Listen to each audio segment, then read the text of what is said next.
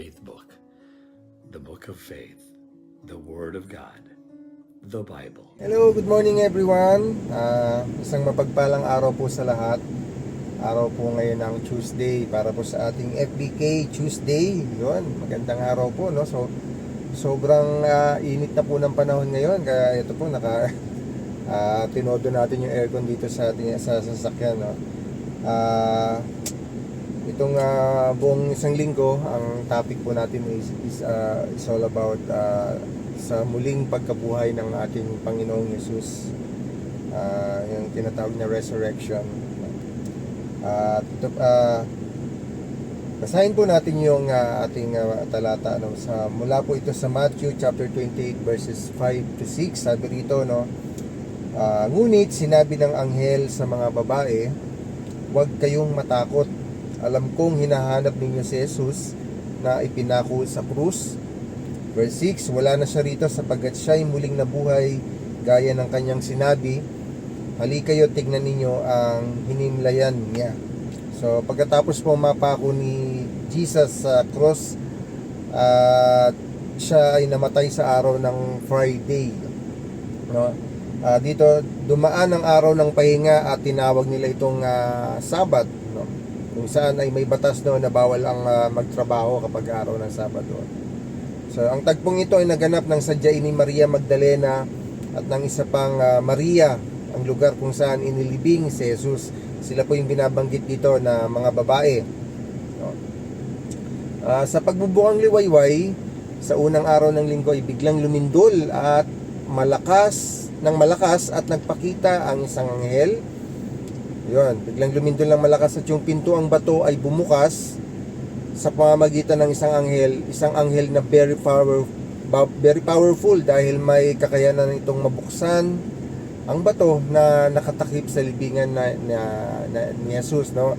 Kapag naririnig ko po yung mga preaching about dito, no, sinasabi ng mga pastor na sobrang bigat ng bato na itinakip doon sa libingan ng Panginoong Jesus, no?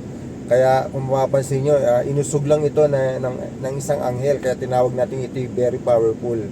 So sa Bible may mga tagpo na bigla na lang nagpapakita ang isang anghel. Tanda ito na may mahalaga silang mensahe na nais nilang ipaabot. So gaano po ba kahalaga ang mensahe ito na siyang nagdadala ng malaking impact sa sangkatauhan. Yan. Ang salitang gospel o ebanghelyo ay nangangahulugang mabuting balita. Tungkol ito sa kaligtasan sa pamamagitan ni Jesucristo. So ito po yung tinatawag na the death, the burial, and the resurrection. Na ang ibig sabihin ay si Jesus ay namatay para sa ating mga kasalanan, nabuhay na maguli, at nag-aalok ng kapatawaran at buhay na walang hanggan sa sino mang sumampalataya sa Kanya. Amen. Kung mapapansin ninyo sa mga talatang ating binasa, sa dalawang babae unang inalok ang kapahayagan ng gospel. Yan. Isa-isahin po natin yung mga sinabi ng anghel sa kanila, kay Maria Magdalena at kay Maria, no? Una, yung sinabi ng anghel na huwag kayong matakot. Sabi rito, no, ang unang mensahe ng anghel ay upang aliwin ang mga babaeng nagpunta sa libingan ni Jesus. Ito ay isang karaniwang pahayag kapag ang Diyos o mga mensahero ng Diyos ay nagpapakita sa tao. Tinutukoy nito ang takot at pagkabigla na nararanasan ng mga babaeng ito nang makita nila ang isang makapangyarihang anghel. Minsan, no, God is sending us angels in the form of human. God is sending us message through other people. Inaaliw tayo, binibigyan ng pag-asa, at pinapaalala sa atin na huwag tayong matakot. Number 2, sinabi ng anghel, inahanap niyo si Jesus na ipinako sa krus. Pinapaalala ng anghel na ang mga babaeng ito ay dumating upang maghanap ng katawan ni Jesus na ipinako sa krus at namatay. Ang kanilang layunin ay magbigay galak o maghanda ng pabango sa katawan ng kanilang guro.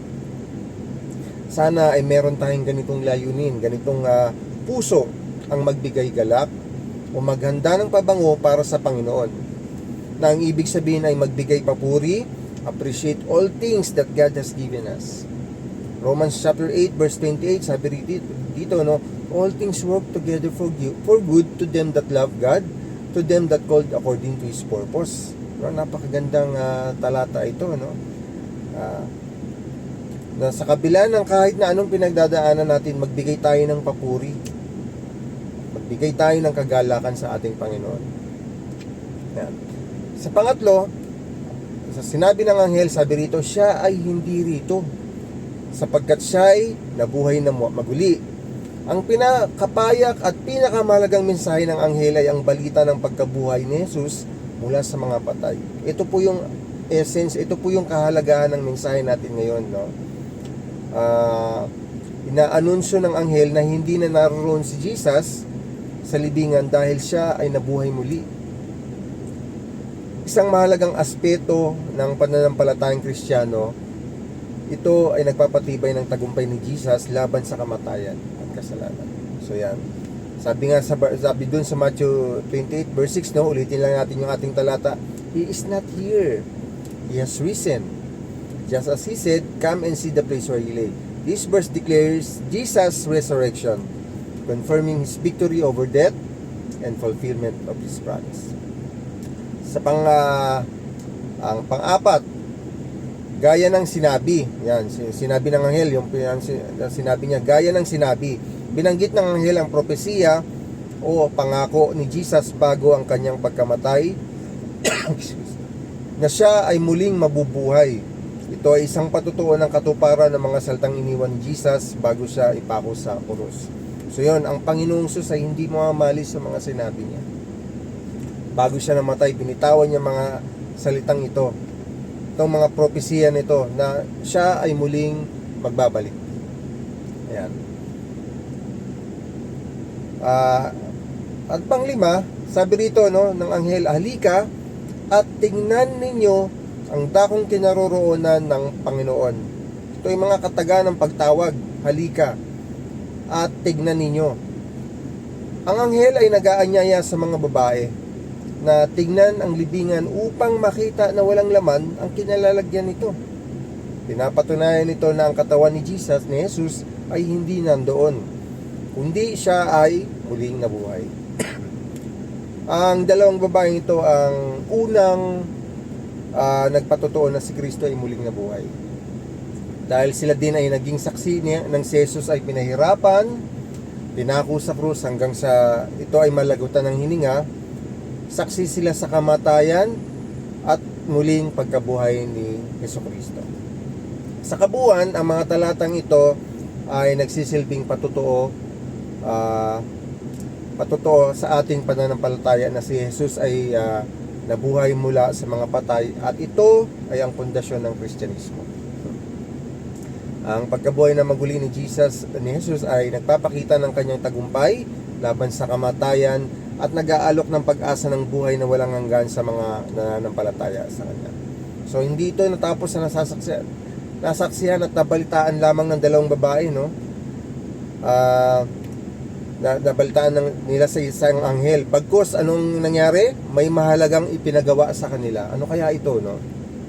Sabi sa verse 7, kung itutuloy natin yung pagbasa, no, sabi rito, no, magmadali kayo at ibalita sa kanyang mga alagad na siya'y muling nabuhay.